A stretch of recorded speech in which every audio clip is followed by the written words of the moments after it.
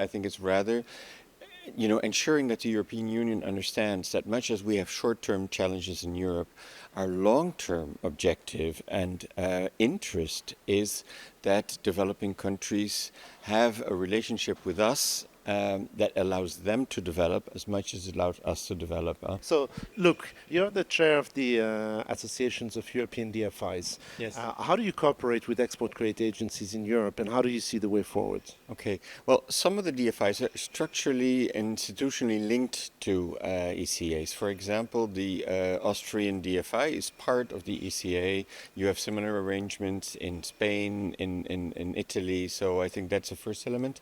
Second, a lot of the business that we do is with companies in developing countries, European companies participating in the project, and they are then covered by ECAs. So there is a strong existing long-term cooperation between ourselves. Some DFAs and DFIs even have portfolio guarantees from their ECAs. So I think in that sense, there is a very strong business relation. So what's new in this business then? If you're already cooperating, why are we making so much fuss about the ECA DFIs cooperation? Well, I don't think we need a lot of fuss around it, but I think what's different for both of us is that the European Union is really insisting on the fact that these cooperations also support Europe geostrategic challenges that we have and the development of Europe, the redevelopment of European industry.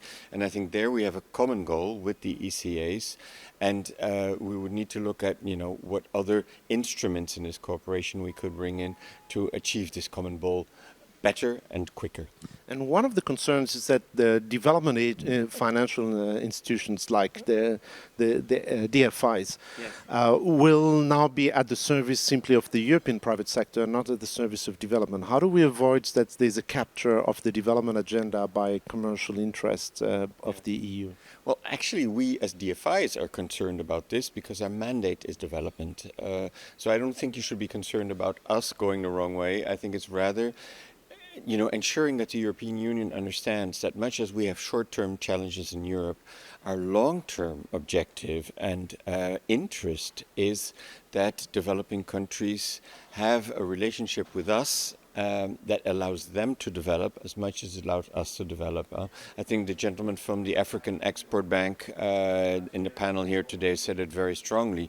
We also have taxpayers, we also have interests, and we want to make sure that whoever we work with, whether it's European or others, that these are as much respected and promoted as the ones that Europe wants to promote. And I think that's really the challenge that we are facing.